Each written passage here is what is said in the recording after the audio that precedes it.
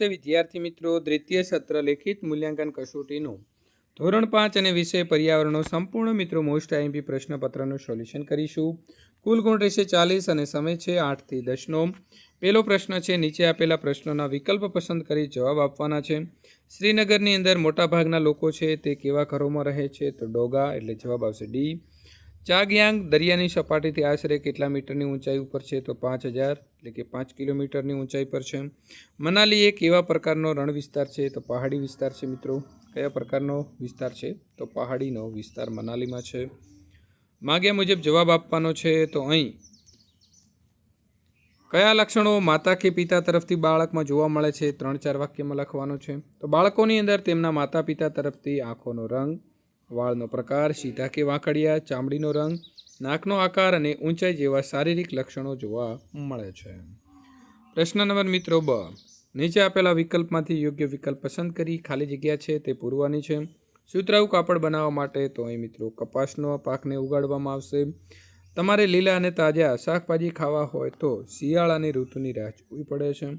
પાકની લણણી તો એના માટે દાંતરડું જે છે તેનો ઉપયોગ આપણે કરીએ છીએ.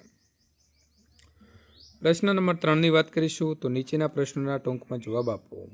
તમે કાધલ ગરમ વસ્તુ વિશેના તમારા અનુભવો વિશે 2-3 વાક્યની અંદર જવાબ લખો. જ્યારે આપણે કોઈ ખૂબ જ ગરમ વસ્તુ જેમ કે ગરમ ચા કે શીરો ખાઈએ છીએ ત્યારે તમારી જીભ પર બળતરા થાય છે અને ક્યારેક જીભ છે તે દાજી પણ જાય છે. હૃદયના ધબકારા સામાન્ય કરતાં ક્યારે વધી જાય છે? તો સામાન્ય રીતે જ્યારે આપણે દોડીએ છીએ, ખૂબ ઝડપથી સીડી ચડીએ છીએ કે કસરત કરીએ છીએ ત્યારે હૃદયના ધબકારા વધી જાય છે. આ ઉપરાંત જ્યારે આપણે ખૂબ ડરી જઈએ અથવા ગભરાઈ જઈએ ત્યારે પણ હૃદયના ધબકારા સામાન્ય રીતે કરતાં વધી જાય છે. મિત્રો પ્રશ્ન નંબર 4 જોડકા જોડવાના છે. ગુજરાતની સૌથી મોટી નદી તો કઈ આવશે મોટી નદી? તો આવશે નર્મદા. ગુજરાતનો સૌથી ઊંચો પર્વત તો આવશે ગિરનાર. ગુજરાતનું પક્ષી અભયારણ્ય તો આવશે નળ સરોવર. ગુજરાતનું ગિરિમથક તો આવશે સાપુતારા. અને ગુજરાતનું સિંહનું અભયારણ્ય તો આવશે સાસણગીર એટલે કે બી. તો અહીં આપેલા જવાબો છે તે રીતે આપણે જવાબો આપવાના રહેશે. પ્રશ્ન નંબર 5, તમે કરેલા પ્રવાસનું વર્ણન 2-3 વાક્યમાં કરો. તો ગયા ઉનાળામાં હું મારા પરિવાર સાથે સાપુતારાના પ્રવાસે ગયો હતો. ત્યાં અમે ઊંચા પહાડો, સુંદર તળાવ અને સનસેટ પોઈન્ટ છે તે જોયા હતા.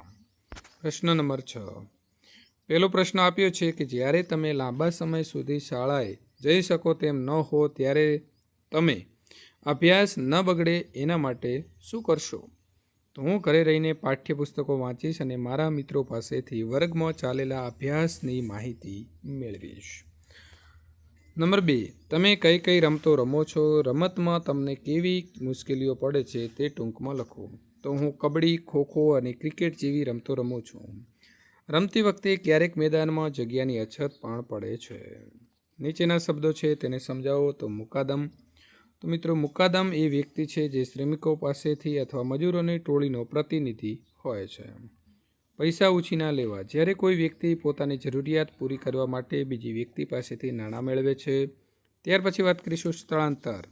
તો રોજગારી, અભ્યાસ કે અન્ય કારણોસર એક જગ્યાએથી બીજી જગ્યાએ જઈને વસવાટ કરવો તેને સ્થળાંતર કહેવામાં આવે છે. નંબર 4, લોન લેવી.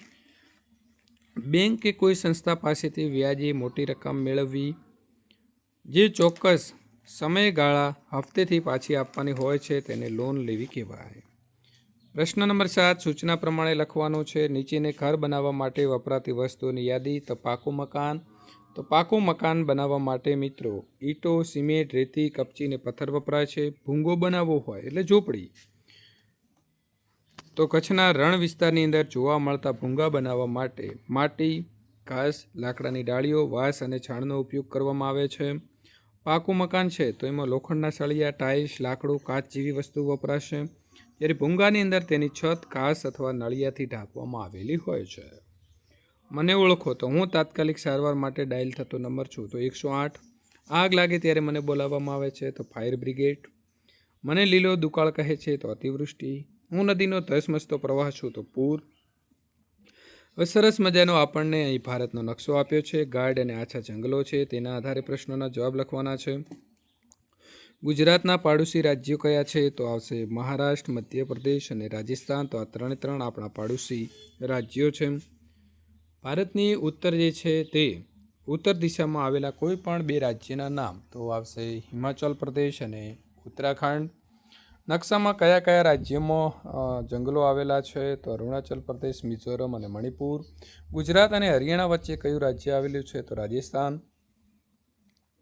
ભારતના પાડોશી દેશોના નામની વાત કરીએ તો અહીં પહેલું છે પાકિસ્તાન, અફઘાનિસ્તાન, ચીન, નેપાળ, ભૂટાન, બાંગ્લાદેશ અને મ્યાનમાર. આટલા આપણા પાડોશી દેશો છે. શ્રીલંકા પણ મિત્રો આવશે. તો અહીં આ પ્રકારના પેપર સોલ્યુશન સંપૂર્ણ દરેક વિષયના મિત્રો મોડેલ પેપર અને ઓરિજિનલ પેપરના સોલ્યુશનો મેળવવા માટે ધોરણ 6ની અંદર પણ મિત્રો તમે આવવાના છો આવતા વર્ષે, તો એના પણ સોલ્યુશનો મેળવવા માટે ચેનલને હમણાં જ સબસ્ક્રાઈબ કરી તમારા મિત્રો સુધી આ વિડીયો શેર કરવાનું ભૂલશો નહીં.